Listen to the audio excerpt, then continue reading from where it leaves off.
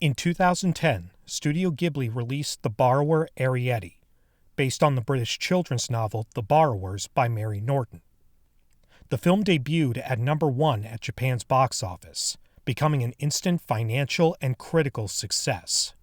In 2012, the film debuted in America as The Secret World of Arrietty and grossed just over $19 million, outselling Hayao Miyazaki's critically acclaimed Spirited Away 10 years earlier. Overall, Arrietty grossed almost $150 million worldwide. The film also marked the directorial debut of animator Hiromasa Yonebayashi, and with Arrietty's success, it was no surprise when he was asked to direct again. Studio Ghibli suggested adapting another book from a British author, When Marnie Was There by Joan G. Robinson. Yonebayashi had never read the book before being offered the project. He said that he was moved by the relationship between the two leads, but was reluctant to take it on because so much of the story took place inside the protagonist's head, and that could be difficult to animate. But the idea of taking on the challenge was too good to pass up, and he eventually agreed to make the film. Released in 2014, the story focuses on Anna, voiced by Haley Steinfeld, a 12-year-old orphan girl with asthma who is forced to go live with her guardian's relatives in the countryside for fresh air. She becomes fascinated by an old house across the lake, where a mysterious girl named Marnie resides. Voiced by Kiernan Shipka, Marnie helps Anna break out of her shell and try to live life to the fullest. I have a confession to make. If you've been watching my Ghibli films from the very beginning, hearing about how much I love them and all the research and history that I've studied up on about the company, you probably think I've been a Ghibli fan for most of my life. But in fact, I've only been a fan for a few years. How long, you might ask? When Marnie Was There was one of the very first Ghibli films I ever watched. The only one that beats it is The Tale of Princess Kaguya.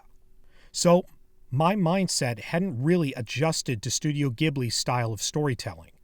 Maybe that's why when I first watched this film, it felt like a slow burn.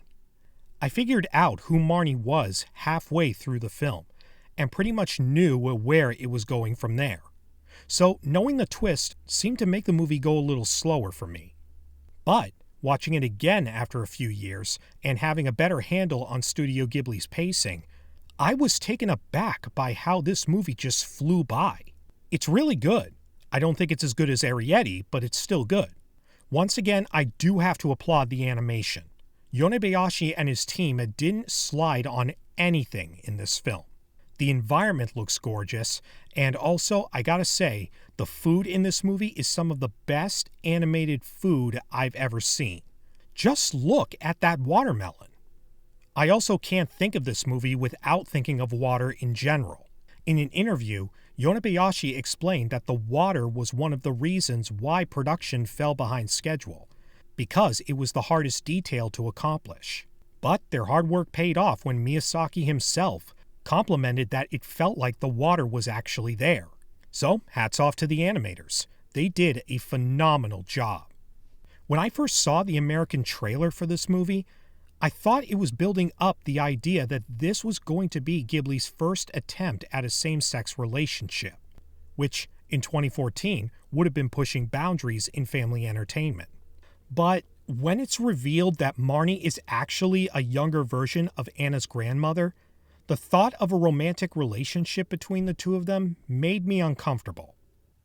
I haven't read the book, but I'm pretty sure it wasn't Robinson's intent to have fans romanticize her two leads. I think the point was just to express the power of friendship, like Tolkien did with Frodo and Sam in Lord of the Rings. Fans can't stop shipping the two to this very day, even though that wasn't Tolkien's original idea. But I can accept the Frodo and Sam shipping more than I can a granddaughter being shipped with her own grandmother. I can't harp on it too much, though. The relationship between Anna and Marnie is the true power of the film. There is another thing about the film that bugs me, though. I don't know if anyone else has caught this, but it's something I noticed and I can't put it out of my mind. This movie essentially follows the same basic setup as Arrietty. Let me sum it up and tell me if you see the same connection. A young, socially awkward character with a health condition is forced to go live with relatives in a far-off location that is completely foreign to them. They eventually befriend a unique individual who ends up helping them to break out of their social bubble and introduce them to a world of wonder. Sounds familiar, doesn't it? I know setups get recycled all the time, but these are from the same director, and they were his only 2 films at the time. The only difference is that in Arrietty, Sho is the supporting character while Arrietty is the main focus. The roles are swapped in Marnie. Anna is more of the focus, while Marnie is the supporting character. But I'm sure this is just a coincidence. Yonebayashi can't possibly give us the same basic plot of an isolated, socially awkward character separated from their parents and discovering a magical world 3 times— well, crap. At least his segment in Modest Heroes was something different. For a while, it looked like When Marnie Was There would be the final film made by Studio Ghibli. Co-founder Isao Takahata passed away in 2018, Hayao Miyazaki had announced his retirement for the 3rd time in his career, and Yonebayashi had left the company as well after Marnie was completed. There was no bad blood between him and the studio, he just wanted to move on to the next stage in his career. He joined former Ghibli producer Yoshiaki Nishimura at his own newly created animation company, Studio Ponoc, where he still resides to this day. But after a long hiatus, Studio Ghibli is starting to return to the fold. Hayao Miyazaki has come out of retirement again and is currently working on his new, highly anticipated film, How Do You Live? Plus, in December, Studio Ghibli will release their very first computer-animated film. The film was directed by Miyazaki's son, Goro, and will premiere on NHK television in Japan. It's expected to be released theatrically in America in early 2021. But given the current state of things in the country, that will most likely be pushed back. So, for a while, it looked like Studio Ghibli had gone out with a bang.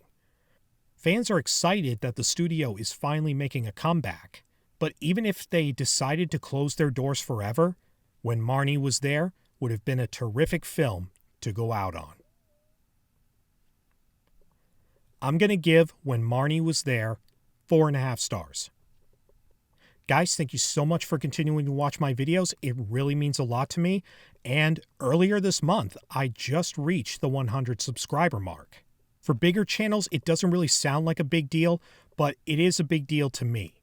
It makes me feel good that you guys think this channel is worth watching. And I just want to say thank you. Thank you for all your love and support. I can't express my gratitude enough. But for next month, I will try to make a video talking about the inception of the channel, how I came up with the idea, and where I hope to go with it in the future. And I hope you guys look forward to that. And also, stay tuned for my next Ghibli review next month for Miyazaki's Ponyo. Thanks again, guys. Happy Halloween, and I'll see you next time.